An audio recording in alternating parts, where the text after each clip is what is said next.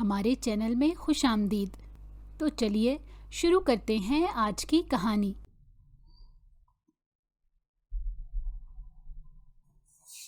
کالے رنگ کی ساڑی میں وہ غضب ڈھا رہی تھی۔ وہ کسی کا بھی ایمان ڈگمگانے کی صلاحیت رکھتی تھی۔ اس نے ایک نظر فرصت سے اپنے آپ کو آئینے میں دیکھا۔ اس کے لبوں پر ایک پیاری سی مسکراہٹ چھا گئی۔ اس کے ذہن میں اس وقت عباس سکندر کا چہرہ گھوم رہا تھا، جس نے کل ہی اس سے نفرت کا اظہار کیا تھا اور جس کا کہنا یہ تھا کہ وہ کبھی بھی اس کی طرف مائل نہیں ہو پائے گا، مگر وہ بھی اپنے حسن سے اچھے طریقے سے واقف تھی۔ کچھ سہیلیوں سے اور پھر کچھ یونیورسٹی کے دوستوں سے اس نے اپنی بے حد تعریفیں سن رکھی تھیں اور اس کی سوچ رہی تھی کہ کوئی بھی اس کو اپنانے سے انکار نہیں کر سکتا۔ عائشہ بیٹا کہاں پر ہو؟ جلدی چلو، ہم لیٹ ہو رہے ہیں۔ فاریہ بیگم اسی وقت کمرے کے اندر داخل ہوئیں۔ انہوں نے ایک نظر اپنی بہو کو دیکھا تو بے ساختہ اپنے دل پر ہاتھ رکھا۔ بیٹا، یہ تم نے کس طرح کا لباس پہن رکھا ہے؟ عباس سکندر کو اس طرح کے کپڑے نہیں پسند۔ ساس کی بات سن کر پہلے تو وہ حیرانگی سے ان کے چہرے کی طرف دیکھنے لگی۔ اس وقت اس کا دماغ تیزی سے حرکت کر رہا تھا، یعنی اس کے پاس عباس کو تنگ کرنے کے لیے ایک اور بہانہ مل گیا تھا۔ ارے آنٹی، کچھ بھی نہیں ہوتا اور ان کپڑوں میں کوئی مسئلہ نہیں۔ جہاں تک عباس کا سوال ہے تو میں خود ہی انہیں دیکھ لوں گی، آپ کو فکر مند ہونے کی ضرورت نہیں۔ یہ کہہ کر وہ ان کے پہلو سے نکلتی باہر چلی گئی۔ اس کی ہیل کی ٹک ٹک اس وقت خالی لاؤنج میں گونج رہی تھی۔ باقی سب لوگ شادی کے لیے نکل گئے تھے، صرف وہ اور فاریہ بیگم ہی رہتے تھے۔ چونکہ عباس کے دوست کی شادی تھی، اسی لیے اس نے خود ہی وہاں پر جا کر سارے انتظامات دیکھنے تھے۔ وہ گاڑی کے قریب جا کر اپنی ساس کا انتظار کرنے لگی، جو ملازموں کو مختلف ہدایات دیتی باہر نکل رہی تھی۔ وہ ان کے پہلو میں گاڑی میں جا کر بیٹھی۔ انہوں نے عائشہ کے ہاتھ پر ہاتھ رکھا اور اسے سمجھاتے ہوئے کہنے لگی، دیکھو بیٹا، میں ہمیشہ تمہاری بہتری کے بارے میں سوچوں گی۔ مجھے اپنا مخلص سمجھنا اور یہ مت سوچنا کہ میں تم سے نفرت کرتی ہوں یا پھر اپنی بیٹی کا انتقام میں تم سے لوں گی۔ ارے آنٹی، آپ کو ایسا کیوں لگتا ہے؟ مجھے پتا ہے کہ آپ کی نیت کتنی صاف ہے، اس نے بظاہر مسکراتے ہوئے کہا تھا، لیکن دل ہی دل میں وہ فاریہ بیگم سے شدید نفرت کرتی تھی۔ بیٹا، ابھی بھی وقت ہے، تم یہ لباس تبدیل کر لو۔ عباس نے دیکھ لیا تو وہ ہنگامہ کر دے گا، تم اس کی فطرت کو نہیں جانتی۔ میں آپ کے بیٹے کو بہت اچھے طریقے سے جانتی ہوں، جس طرح کی پارٹیوں میں وہ جاتا ہے اور جس طرح کی لڑکیاں اسے پسند ہیں وہ بھی مجھے معلوم ہے۔ مجھے اس گھر میں آئے تقریباً 3 مہینے گزر گئے ہیں، لیکن ایک بار بھی اس انسان نے میری طرف نظر اٹھا کر دیکھنا بھی پسند نہیں کیا۔ جب بھی میں اس کے قریب جاتی تھی، وہ انسان مجھے یہی کہتا تھا کہ میں اس کے لائق نہیں ہوں اور نہ ہی میں اس قابل ہوں کہ وہ میری طرف نظر اٹھا کر دیکھے۔ اس نے ہمیشہ میرے سادہ حلیے پر چوٹ کی ہے۔ آج میں اسے بتا کر رہوں گی کہ میں بھی ان لڑکیوں جیسی بن سکتی ہوں جس طرح کی لڑکیاں اسے پسند ہیں۔ عائشہ کی عمر صرف اور صرف 21 سال تھی اور وہ حد سے زیادہ کم عقل تھی۔ اس بات کا اندازہ فاریہ بیگم کو ابھی ہو رہا تھا۔ انہوں نے اپنا سر دونوں ہاتھوں میں گرا دیا اور دل ہی دل میں مختلف آیات کی تلاوت کرنے لگی، کیونکہ انہیں معلوم تھا کہ آنے والا وقت اپنے ساتھ ایک بہت بڑا طوفان لانے جا رہا ہے۔ انہوں نے اپنی چادر عائشہ کے حوالے کرنا چاہی تاکہ وہ اپنے آپ کو ڈھانپ لے، مگر اس نے وہ چادر لینے سے انکار کر دیا۔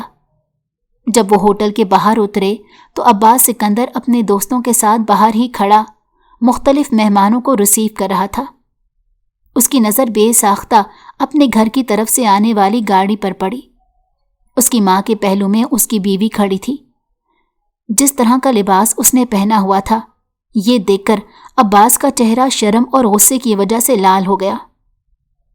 اس کا بس نہیں چل رہا تھا وہ اپنی بیوی کو ایک ایسی جگہ پر پھینک دے جہاں سے اس کی واپسی ناممکن ہو جائے۔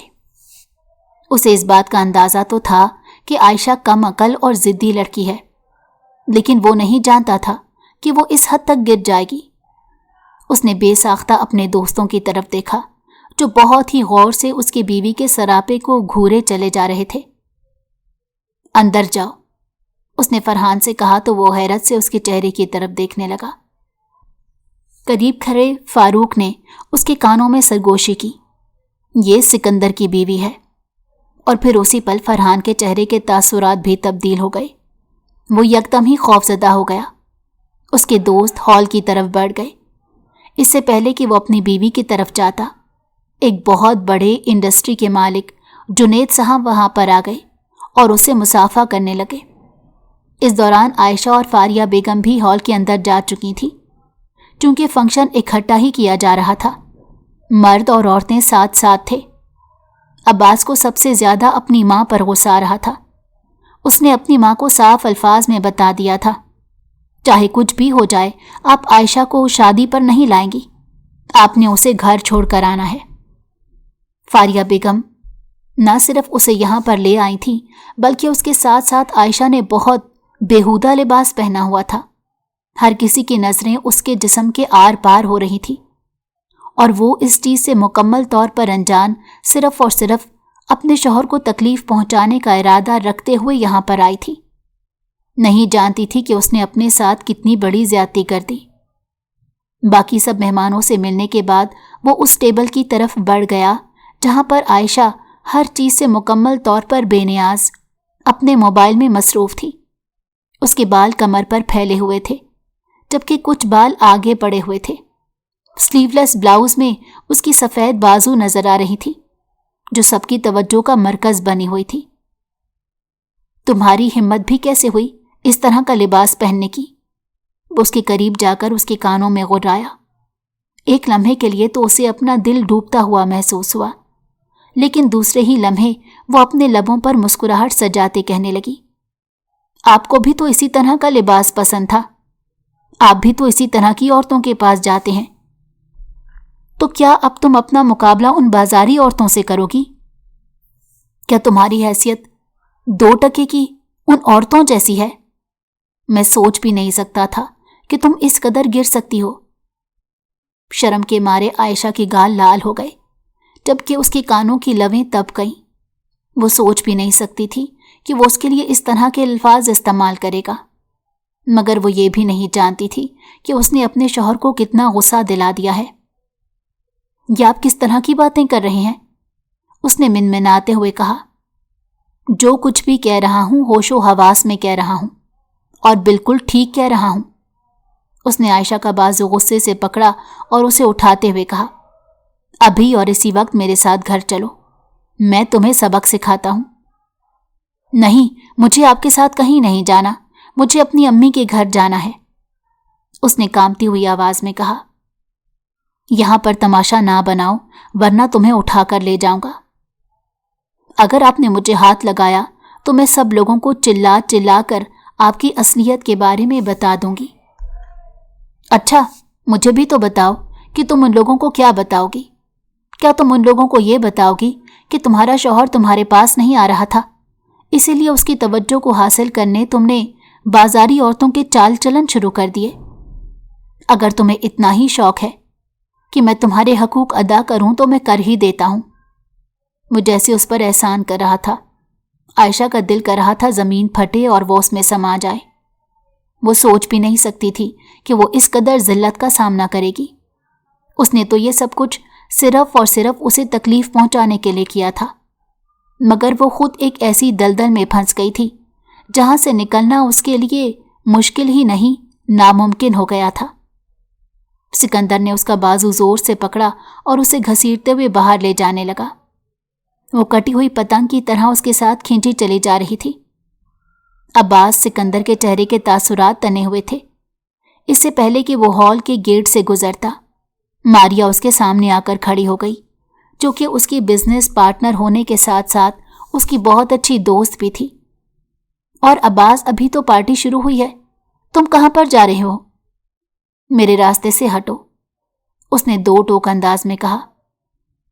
क्या हुआ, मुझे तुम गुस्से में लग रहे हो? उसने फिक्रमंदी से पूछा और उसके साथ ही अपने हाथ अब्बास के चेहरे पर रख दिए, जिसको उसने बेदर्दी से झटका। آئندہ مجھے ہاتھ لگانے کی کوشش کی تو تمہارے ہاتھ توڑ ڈالوں گا۔ اور اس وقت ماریا نے پہلی بار نظر اٹھا کر اس کے پہلو میں کھڑی اس سہمی ہوئی لڑکی کو دیکھا۔ اس کو ایک بار پہلے وہ عباس کی لاک سکرین پر دیکھ چکی تھی، اور جس کو دیکھ کر وہ بہت جل بھن کر رہ گئی تھی۔ وہ پچھلے 3 سالوں سے عباس کے پیچھے پاگل ہو رہی تھی، مگر اس شخص نے ایک بار بھی اس کی طرف پیار بھری نظر سے دیکھنا پسند نہیں کیا تھا، بلکہ اس کے جذبات کو جانتے ہوئے بھی ایک معصوم چھوٹی سی لڑکی سے شادی کر لی جو اس سے تقریباً 10 سال چھوٹی تھی۔ ماریا نہ چاہتے ہوئے بھی اپنا موازنہ عائشہ کے ساتھ کرتی رہتی، جو اس سے عمر میں بھی تقریباً 7 سال چھوٹی تھی۔ اس کو بے پناہ جلن کا احساس ہوتا۔ اسے سمجھ نہیں آ رہی تھی کہ وہ ایسا کیا کرے کہ عباس سکندر اس کی طرف متوجہ ہو جائے۔ ابھی بھی وہ اسے پیچھے کی طرف جھٹکتا اپنی بیگم کا ہاتھ مضبوطی سے پکڑ کر اسے وہاں سے کھینچتے ہوئے لے گیا۔ خوف کی وجہ سے عائشہ کا جسم تھر تھر کانپ رہا تھا اور اس کی آنکھوں میں آنسو پھیلے ہوئے تھے۔ مجھے معاف کر دیں، مجھ سے غلطی ہو گئی۔ اس نے عباس کو زندگی میں پہلی بار اس قدر غصے میں دیکھا تھا۔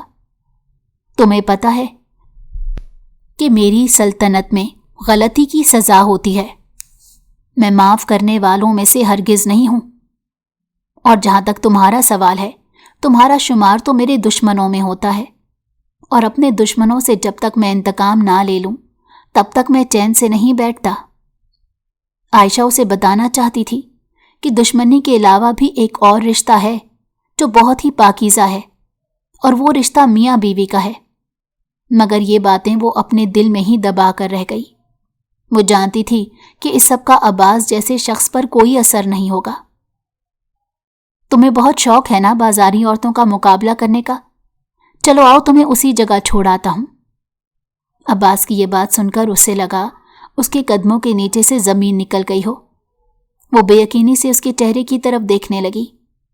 نہیں، خدا کے لیے میرے ساتھ یہ ظلم مت کریں، میں مر جاؤں گی۔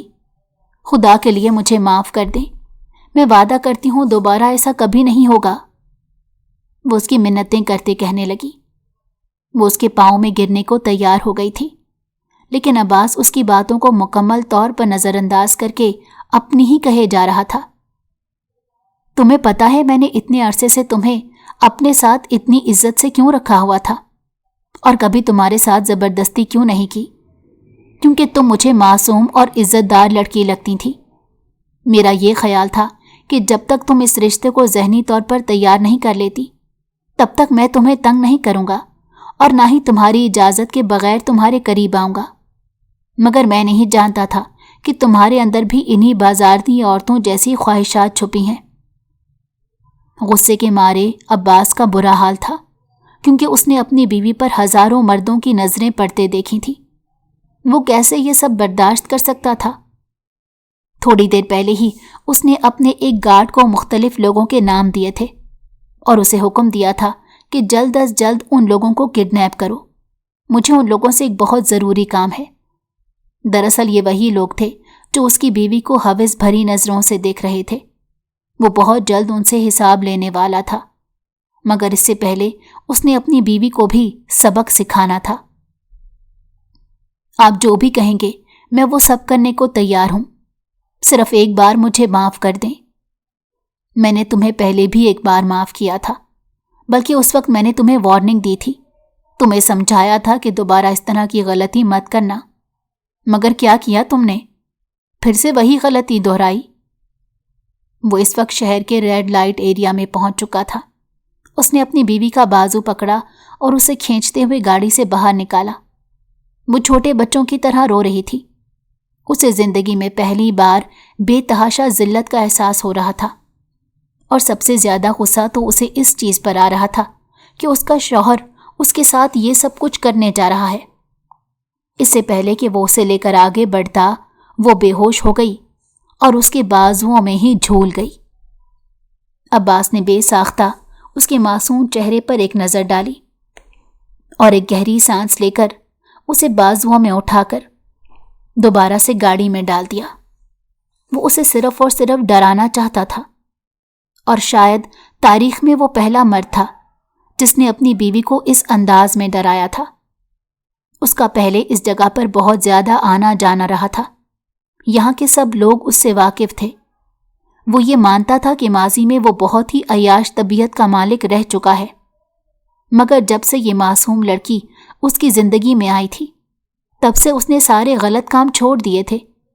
دوسری عورتوں کی طرف وہ نظر اٹھا کر بھی نہیں دیکھتا تھا، بلکہ جب بھی اس کی نظر کسی خوبصورت لڑکی پر پڑتی تو اس کی نظروں کے سامنے عائشہ کا چہرہ گھومنے لگتا، اور وہ حیران ہوتا تھا کہ محبت اس قدر پرزور کیسے ہو سکتی ہے۔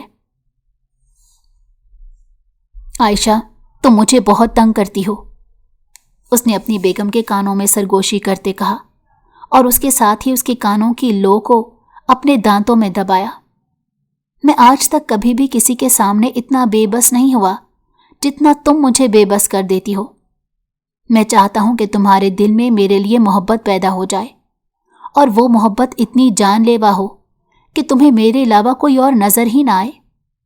میں نے اپنی ذات سے وعدہ کیا ہوا ہے کہ جب تک تم مجھے پاگلوں کی طرح چاہنے نہیں لگو گی، تب تک میں تمہارے پاس نہیں آؤں گا، تب تک میں تمہیں ہاتھ نہیں لگاؤں گا، اور نہ ہی تم پر اپنا حق ثابت کروں گا۔ میں بس اس دن کا انتظار کر رہا ہوں، مگر یہ مت سوچنا کہ اس دن سے پہلے میں تمہیں اپنے ہاتھوں سے نکلنے کی اجازت دوں گا۔ تم صرف اور صرف میری بیوی ہو، اور ہمیشہ میری بن کر رہو گی۔ وہ اس کے چہرے پر پیار سے انگلیاں پھیرتے اپنے جذبات کا اظہار کر رہا تھا، جبکہ وہ دنیا جہان سے مکمل طور پر بیگانہ ہو گئی تھی۔ اسے کمرے میں لانے کے بعد عباس نے سب سے پہلے اس کے کپڑے تبدیل کیے اور پھر اسے آرام سے بستر پر لٹا دیا۔ اس کے اوپر کمبل سیٹ کرنے کے بعد وہ خود بالکنی میں جا کر کھڑا ہو گیا، اپنی جیب سے سگریٹ کی ڈبی نکالی اور سگریٹ سلکھا کر لبوں کے بیچ دبا دیا۔ وہ بہت کم پیتا تھا اور اکثر اسی وقت پیتا تھا جب اس کی طرف سے عائشہ کو کسی قسم کی کوئی تکلیف پہنچتی۔ آج بھی جب وہ آنسو بہا رہی تھی اور اس کی منتیں کر رہی تھی تو اسے لگ رہا تھا کوئی اس کے سینے پر خنجر چلا رہا ہو، مگر اس نے اپنے آپ کو مضبوط رکھا تھا۔ جانتا تھا کہ اگر ایک بار بھی اس کے سامنے نرم پڑ گیا تو سب کچھ خراب ہو جائے گا۔ وہ بار بار پلٹ کر عائشہ کے چہرے کی طرف دیکھتا، جیسے تسلی کر رہا ہو کہ وہ پرسکون نیند سو رہی ہے یا نہیں۔ تھوڑی دیر وہاں پر کھڑا رہنے کے بعد وہ اپنی دادی جان کے کمرے کی طرف چل دیا۔ جب بھی اس کا دل تکلیف میں ہوتا تھا اسے اپنی دادی جان کی باتیں سن کر سکون ملتا، مگر وہ بھی اس وقت گہری نیند سو رہی تھی۔ اس کا دھیان عائشہ کی یونیورسٹی کی طرف گیا۔ اس نے پچھلے کچھ ایونٹس کی ویڈیوز اپنے گارڈز کو کہہ کر منگوائی تھی، جہاں پر عائشہ یونیورسٹی میں ہونے والے ایک ایونٹ کو ہوسٹ کر رہی تھی۔ وہ بیٹھ کر ان ویڈیوز کو دیکھنے لگا، مگر پھر اچانک ہی ایک کلپ آیا جسے دیکھ کر اس کا دماغ غصے سے گھوم گیا۔ عائشہ اس وقت کسی لڑکے کا ہاتھ تھامے گول گول گھوم رہی تھی۔ یہ کوئی پارٹی ایونٹ تھا جہاں پر وہ اس کے ساتھ ڈانس کر رہی تھی۔ اس کا خون غصے سے کھولنے لگا۔ تھوڑی دیر پہلے تک اس نے خود سے وعدہ کیا تھا کہ اب وہ اس لڑکی کو تکلیف نہیں پہنچائے گا، لیکن پھر سے اس کے دماغ میں مختلف طرح کے حالات گھومنے لگے۔ سب سے پہلے اس نے اپنے گارڈز کو کال کی اور اس لڑکے کے بارے میں پوچھنے کا کہا۔ اس کے بعد وہ پھر سے عائشہ کے کمرے کی طرف بڑھا۔ اس نے عائشہ کے بازو کو پکڑ کر ایک جھٹکا دیا، مگر وہ ہوش میں نہیں آئی۔ اس نے پانی کا پورا جگ اٹھا کر اس کے چہرے پر انڈیل دیا۔ وہ خوفزدہ ہو کر اپنے بستر پر اٹھ بیٹھی اور سہمی ہوئی نظروں سے اپنے چاروں طرف دیکھنے لگی۔ اس نے سکون کا سانس لیا تھا کیونکہ اس وقت وہ اپنے گھر پر موجود تھی۔ اس نے بے ساختہ نظریں اٹھا کر سامنے بیٹھے عباس کو دیکھا، جس کے چہرے کے تاثرات بدلے ہوئے تھے۔ اب وہاں پر غصہ نہیں بلکہ ایک عجیب سا تاثر تھا جسے وہ سمجھ نہیں پا رہی تھی۔ کیا تمہاری زندگی میں میرے علاوہ کوئی اور مرد موجود تھا؟ اس نے عجیب سے انداز میں پوچھا تو وہ حیرانگی سے اس کے چہرے کی طرف دیکھنے لگی۔ رات کے اس پہر اس طرح کے سوال کی نوبت کیوں آ گئی؟ عباس تو اس بات پر غصہ تھا کہ وہ ساڑی پہن کر پارٹی میں گئی تھی۔ یہ خیال آتے ہی اس نے اپنے آپ پر ایک نظر ڈالی۔ وہ اس وقت نائٹ ڈریس میں ملبوس تھی۔ شرم کی وجہ سے اس کے گال لال ہو گئے آج پھر عباس نے اس کے کپڑے تبدیل کیے تھے۔ میں تم سے کوئی سوال پوچھ رہا ہوں لڑکی، مجھے اس سوال کا جواب دو۔ وہ حلق یہ بل چلایا تو وہ اپنی جگہ پر اچھل پڑی۔ آنسو پھر سے اس کی آنکھوں سے بہنے لگے۔ وہ جو سوچ رہی تھی کہ اب وہ اس انسان سے نہیں ڈرے گی بلکہ اس کی آنکھوں میں آنکھیں ڈال کر جواب دے گی۔ نہیں، میری زندگی میں کوئی اور مرد نہیں تھا، اس نے دھیمی آواز میں جھوٹ بولا۔ تو پھر یہ کون ہے؟ سکندر نے فوراً سے وہ کلپ اس کے سامنے کر دی جو تقریباً 4 مہینے پرانی تھی اور وہ اس لڑکے کے ساتھ حد سے زیادہ فری ہو رہی تھی۔ یوں لگ رہا تھا جیسے ان کے درمیان کافی پرانا رشتہ ہو۔ یہ میرا دوست ہے۔ کیا تم اپنی دوستوں کی باہوں میں اس طرح سے باہیں ڈال کر جھولتی ہو؟ ایک اور سخت بات، اس نے بے ساختہ سوچا۔ آپ مجھے اتنی تکلیف کیوں دیتے ہو؟ وہ روتے ہوئے پوچھنے لگی۔ اس کی ہمت جواب دے چکی تھی۔ اور جو تکلیف تم مجھے دے رہی ہو اس کا کیا؟ وہ جو کچھ بھی تھا ماضی میں تھا۔ میں جانتی ہوں کہ مختلف لڑکوں کے ساتھ میری دوستیاں رہی ہیں۔ اس سے پہلے کہ وہ مزید کچھ کہتی، عباس نے اس کی گردن سے اسے پکڑا اور گھونٹتے ہوئے کہا، اب اگر تم نے کسی اور لڑکے کا نام میرے سامنے لیا تو خدا کی قسم اٹھا کر کہتا ہوں تمہارا گلا اپنے ہاتھوں سے گھونٹ ڈالوں گا اور مجھے اس پر کوئی شرمندگی نہیں ہوگی۔ آپ کی بھی تو مختلف عورتوں کے ساتھ دوستیاں رہ چکی ہیں اور نہ جانے کتنی عورتیں ایسی ہیں جو آپ کے بچوں کی مائیں۔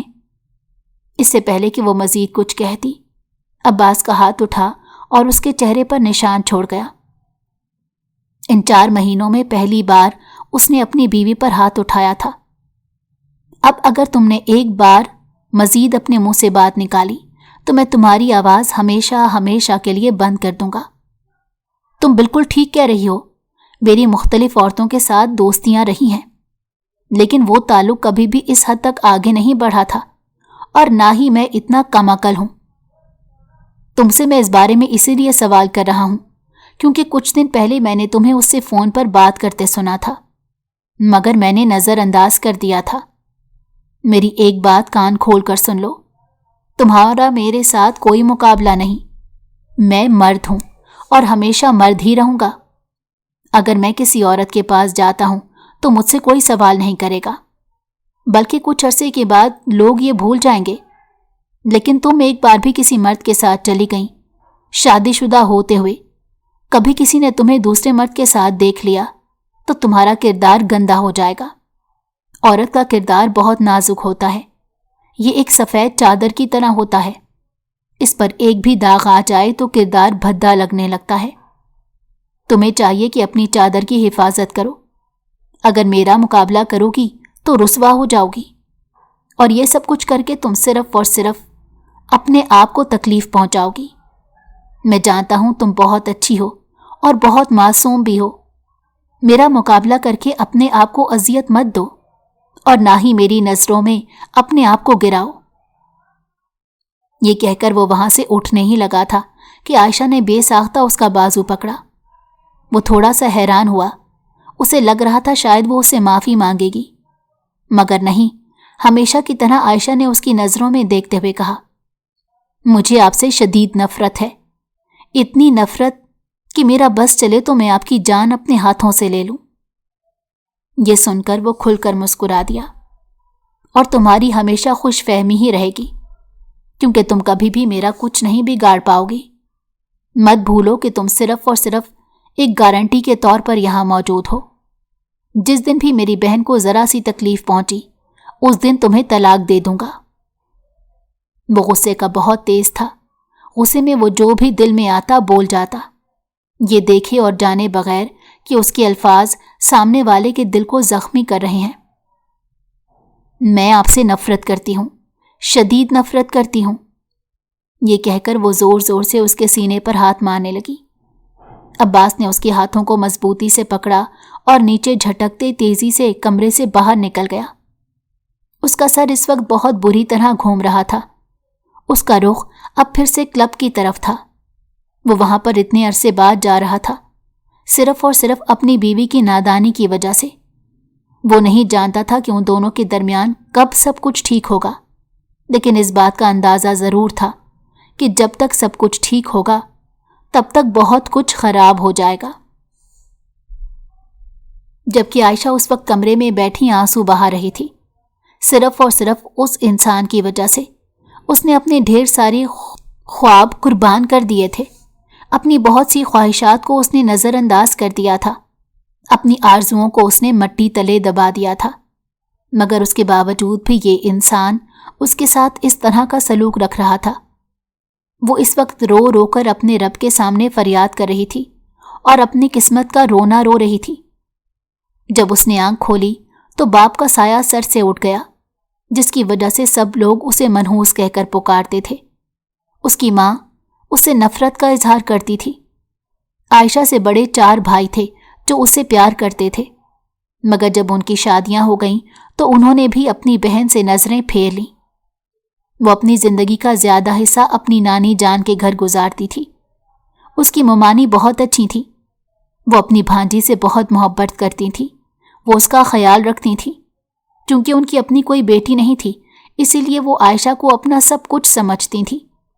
انہوں نے تو اس کی ماں آمنہ بیگم کو یہاں تک کہہ دیا کہ عائشہ میری ہی بیٹی ہے اور بہت جلد میں اسے اپنے گھر کی بہو بناؤں گی۔ یہ بات کسی سے چھپی ہوئی نہیں تھی۔ ان کے 3 بیٹے تھے۔ وہ ولید کے لیے عائشہ کا رشتہ چاہتی تھی۔ ولید اسی کی عمر کا تھا، دونوں ایک ساتھ ایک ہی کالج میں پڑھتے تھے اور پھر بعد میں دونوں نے ایک ہی یونیورسٹی میں داخلہ لیا، مگر عائشہ کے دل میں اس کے لیے کسی قسم کی دلچسپی نہیں تھی۔ اسے اس طرح کے مرد بالکل پسند نہیں تھے جو ایک عورت کے ہوتے ہوئے دوسری عورتوں کی طرف نظر اٹھا کر دیکھتے ہیں۔ مگر قسمت کی ستم ظریفی دیکھیے، اس کی شادی عباس سکندر جیسے انسان کے ساتھ ہو گئی۔ جب وہ 17 سال کی ہوئی تو نانی جان نے ایک دن اسے اپنے پاس بلایا اور اسے اپنے سینے سے لگاتے ہوئے کہا، اگر میں تمہارے لیے کوئی فیصلہ کروں تو کیا تم وہ مانو گی؟ اس نے چند لمحے غور سے اپنی نانی جان کے چہرے کی طرف دیکھا، جیسے ٹٹولنے کی کوشش کر رہی ہو کہ ان کے دل میں کیا چل رہا ہے۔ اسے کسی حد تک یہ اندازہ تو ہو گیا تھا کہ اس کے ساتھ ولید کا نکاح صرف اور صرف اس جائیداد کی وجہ سے کیا جا رہا ہے جو اس کے باپ اس کے نام لگا کر گیا تھا۔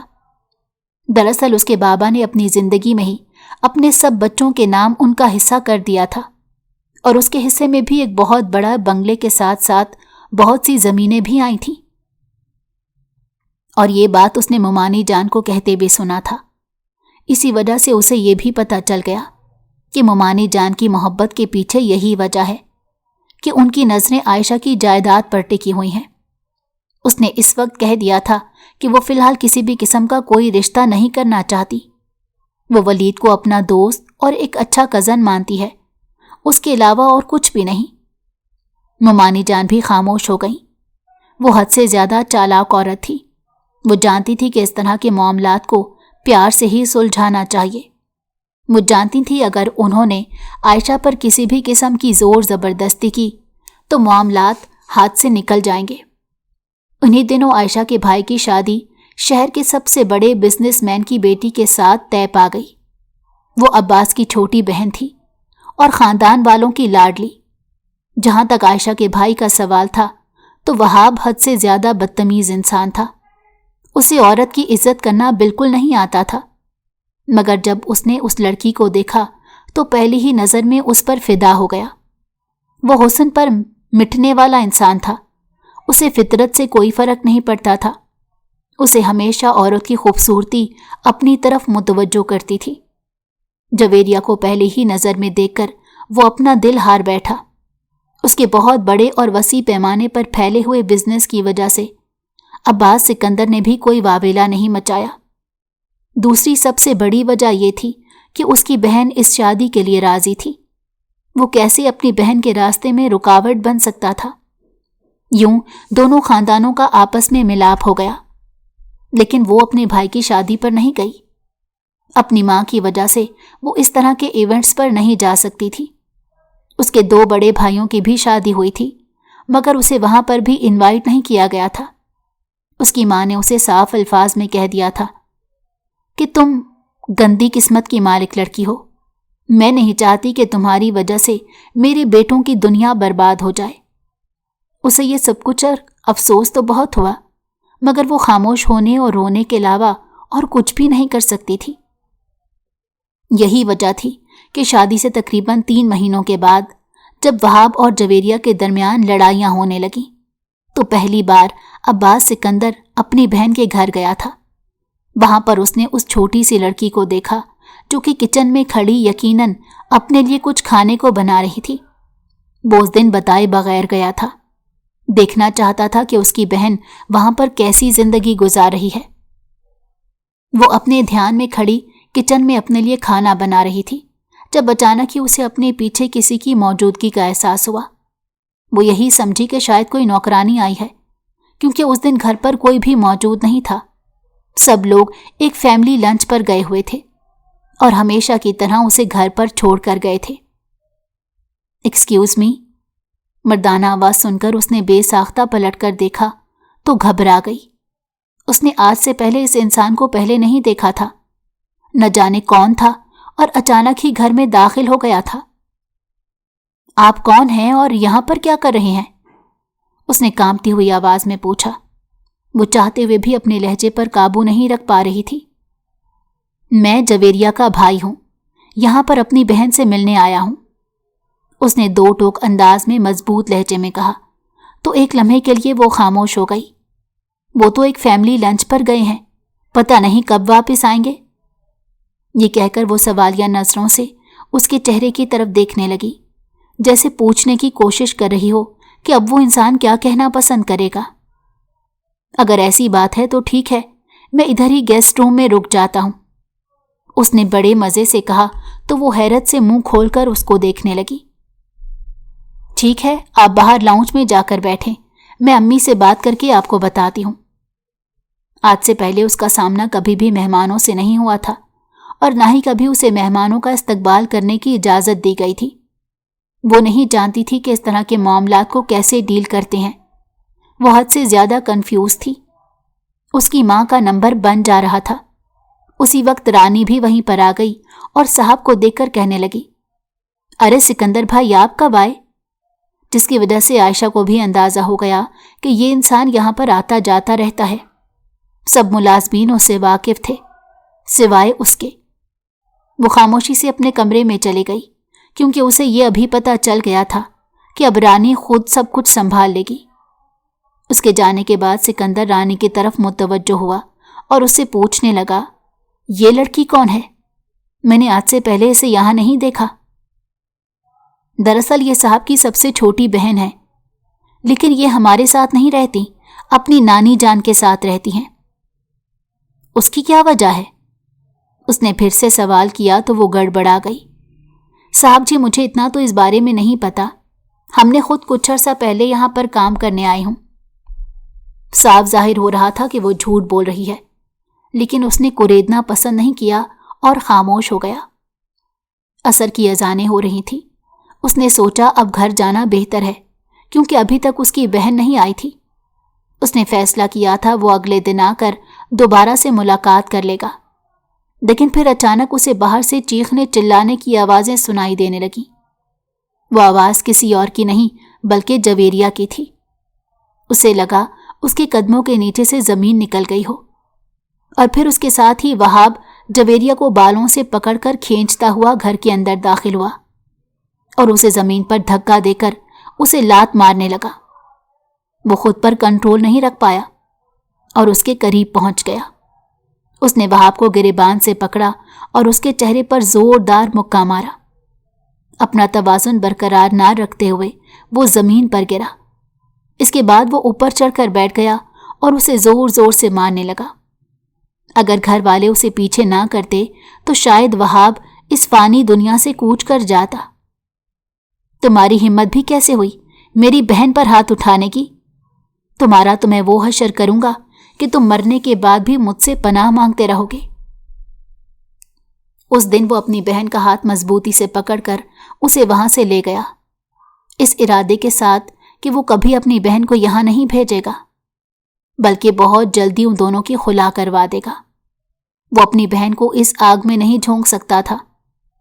جیسے جیسے وقت گزرتا چلا جا رہا تھا ویسے ویسے اپنی غلطیوں کا احساس ہو رہا تھا۔ اسے اس چیز کا بھی اندازہ ہو گیا کہ اس نے ایک بہت ہی معصوم اور پاک عورت کا دل توڑا ہے۔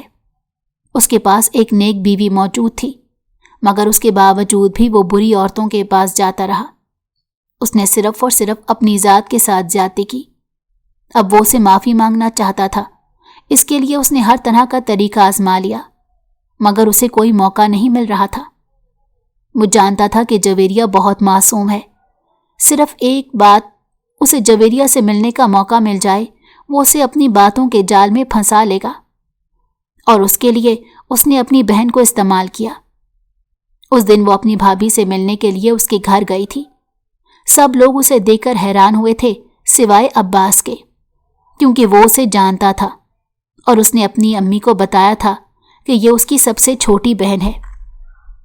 اس دن اس نے جویریہ کو جا کر بتایا کہ میرا بھائی اپنے کیے پر بہت شرمندہ ہے، وہ تم سے بہت محبت کرتا ہے، تمہارے بغیر زندگی گزارنا اس کے لیے ناممکن ہے، تم پلیز اسے معاف کر دو، اسے صرف اور صرف ایک بار موقع دے دو۔ دراصل جویریہ اس کے بھائی کے بچے کی ماں بننے والی تھی۔ اس نے اسے یہ بتایا کہ تمہارے بچے کے لیے اپنے باپ کے بغیر زندگی گزارنا مشکل ہی نہیں، ناممکن ہو جائے گا، اور اس معاشرے میں بھی تم اچھے طریقے سے واقف ہو۔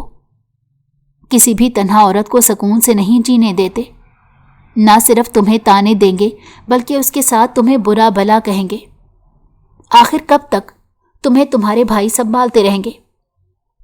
کبھی تو تمہیں بھی اپنی زندگی میں ایک جیون ساتھی کی ضرورت پڑے گی۔ بہتر یہی ہے کہ تم میرے بھائی کو معاف کر دو۔ وہ نہیں جانتی تھی کہ اس کی ساری باتیں عباس اس کے دروازے کے باہر کھڑا سن رہا ہے۔ وہ شخص اس لڑکی کو معصوم سمجھتا تھا، مگر یہ لڑکی تو اس کی سوچ سے بھی زیادہ چالاک نکلی۔ خیر، اس نے بھی یہ فیصلہ کر لیا کہ اب وہ اپنی بہن کو دوبارہ کبھی اس انسان کے پاس نہیں بھیجے گا۔ دن تیزی سے گزرتے جا رہے تھے۔ جویریہ مکمل طور پر خاموش ہو گئی تھی۔ صاف ظاہر ہو رہا تھا کہ اس پر اس چھوٹی سی لڑکی کی باتیں اثر کر گئی ہیں۔ کافی دنوں کے بعد اس نے خود ہی وہاب کو کال ملائی۔ اس کی آواز سن کر وہ پھوٹ پھوٹ کر رونے لگی۔ اس میں کوئی شک نہیں تھا کہ وہ اس انسان سے بے تحاشا محبت کرتی تھی اور ہمیشہ اس کے ساتھ ہی زندگی گزارنا چاہتی تھی۔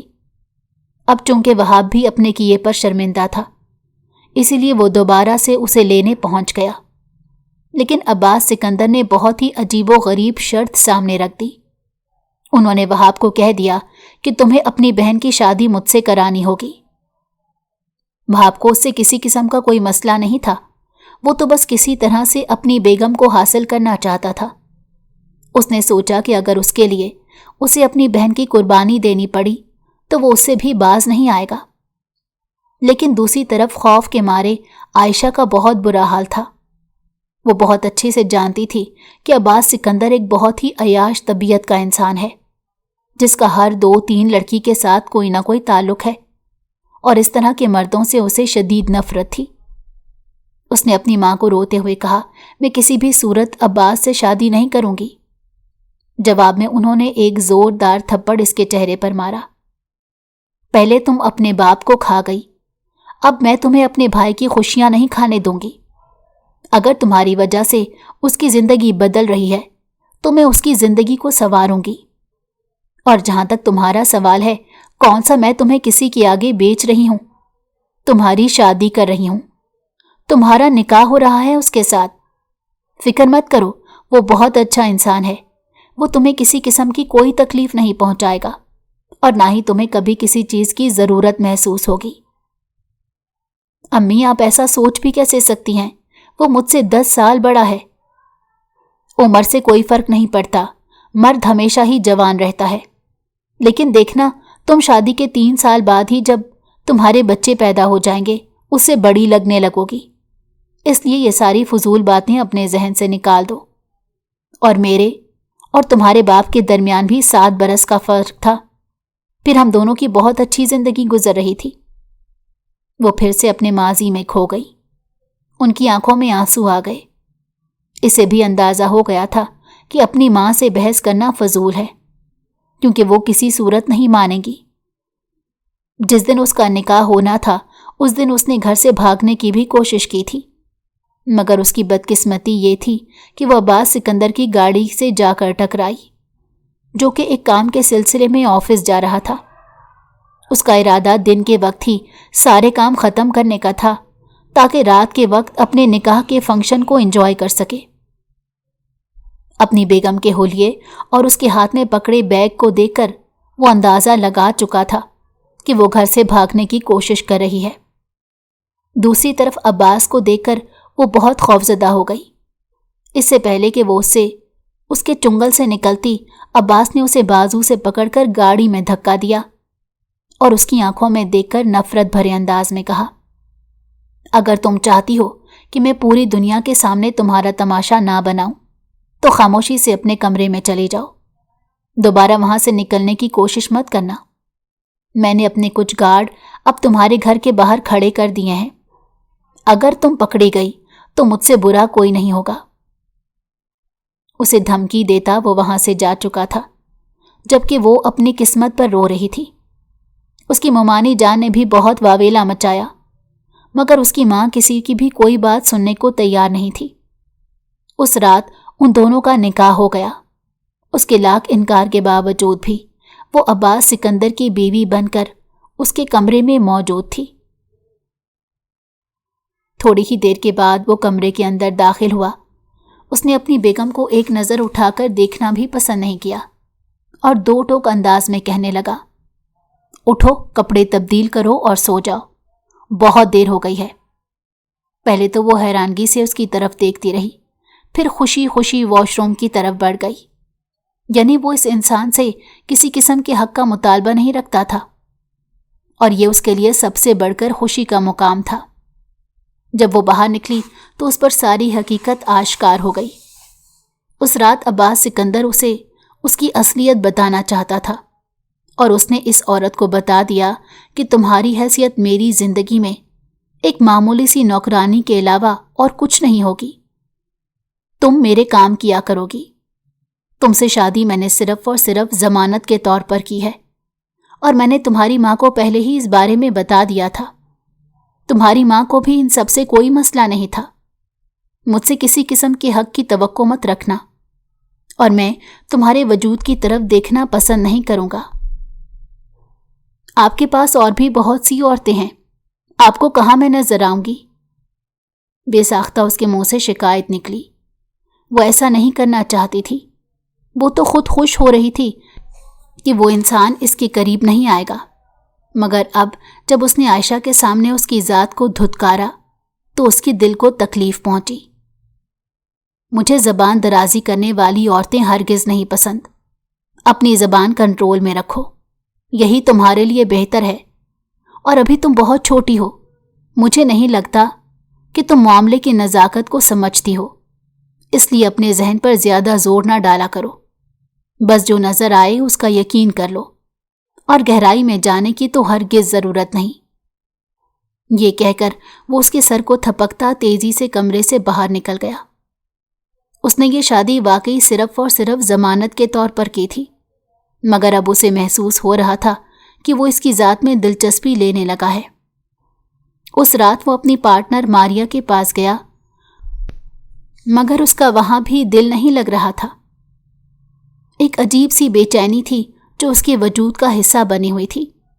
मारिया उसके करीब आकर बैठी तो वो फौरन से उठा। मारिया भी परेशान हो गई और उससे पूछने लगी, क्या हुआ, तुम ठीक तो हो? वो अपना माथा मसलते हुए बोला, पता नहीं क्यों सर में शदीद दर्द हो रहा है। अगर तुम कहो तो मैं तुम्हारा सर दबा देती हूँ। नहीं, इसकी ज़रूरत नहीं, मैं चलता हूँ। कुछ भी कहे सुने बगैर वो तेजी से उसके घर से निकल गया और ऐसा पहली बार हो रहा था। जैसे जैसे वक्त गुजरता जा रहा था वो अपनी सारी दोस्तियां ख़त्म करता जा रहा था। अब ना तो वो दूसरी औरतों के पास वक्त गुजारने को जाता और ना ही उनके साथ किसी किस्म का कोई ताल्लुक़ बनाता। अगर वो ऐसा करने की कोशिश करता तो उसकी नज़रों के सामने उसकी मासूम और पाक दामन बीवी का चेहरा घूमने लगता।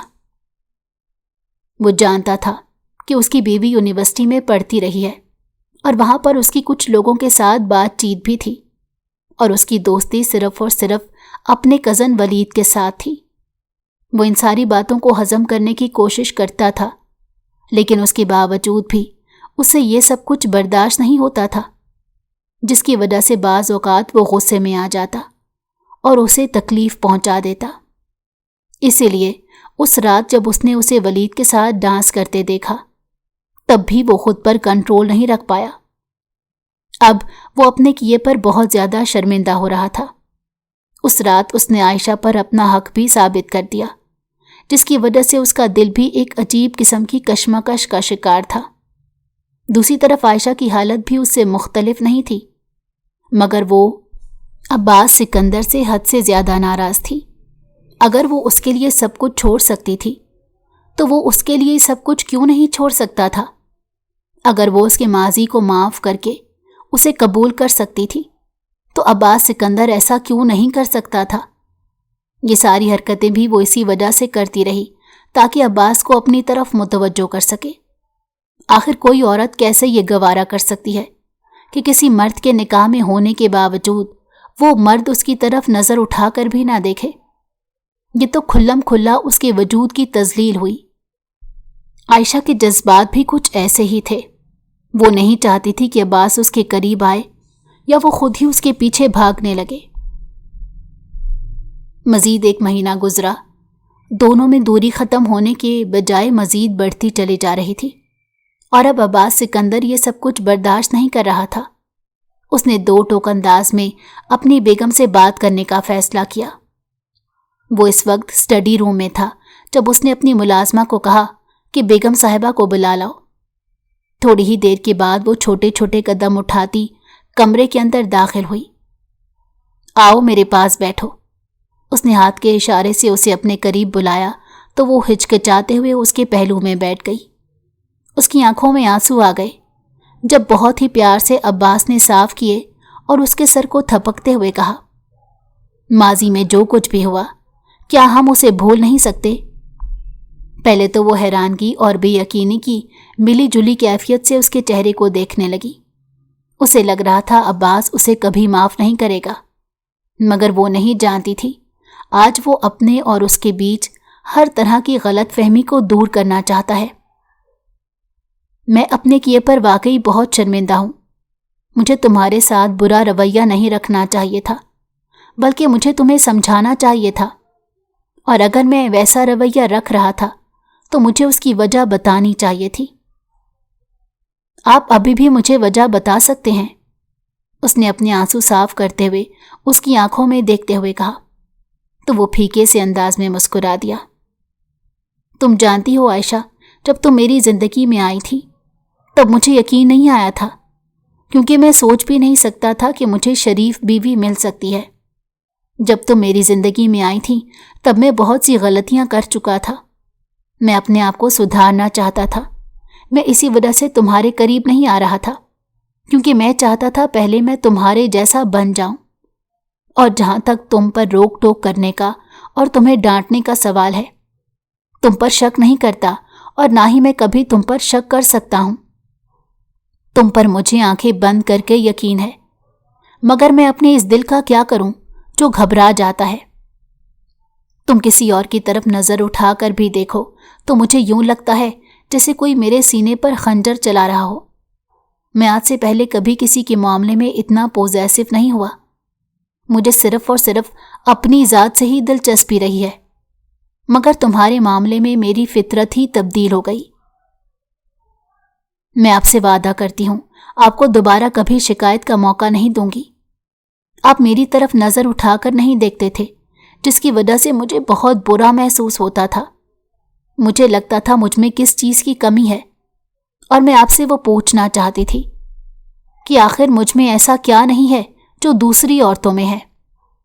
अब्बास ने फौरन से उसके लबों पर उंगली रखी और उसे अपने सीने से लगाते हुए कहा, तुम बाकी सब औरतों से बेहतरीन हो। मेरे लिए वो कोई मायने नहीं रखती। तुम मेरे पास हो, मेरे लिए यही काफ़ी है। मैं जानता हूं कि इस रिश्ते की बुनियाद गलत थी, मगर अब हम चाहें तो ये रिश्ता बेहतरीन बना सकते हैं। क्या तुम मेरा साथ दोगी? وہ ایک امید کے ساتھ اس کے چہرے کی طرف دیکھ رہا تھا۔ اس کی بات سن کر وہ زور و شور سے ہاں میں سر ہلانے لگی۔ بے ساختہ اس نے اپنا ہاتھ اپنے پیٹ پر رکھا۔ آج کے دن ہی اسے خوشخبری ملی تھی کہ وہ امید سے ہے۔ جب اس نے عباس سکندر کو اس بارے میں بتایا تو وہ بھی بے حد خوش ہوا۔ عائشہ کو اب صرف اور صرف ماریہ کی طرف سے پریشانی تھی۔ جب اس نے اپنے شوہر سے اس بارے میں سوال کیا تو وہ مسکراتے ہوئے کہنے لگا، اس کی فکر مت کرو، اس کا قصہ میں نے ختم کر دیا ہے، اب وہ میری پارٹنر بھی نہیں ہے۔ میں اپنا بزنس بہت جلد دوسرے ملک میں اسٹیبلش کر رہا ہوں، ہم دونوں وہاں شفٹ ہو جائیں گے۔ اب خوشیاں ان کی منتظر تھیں۔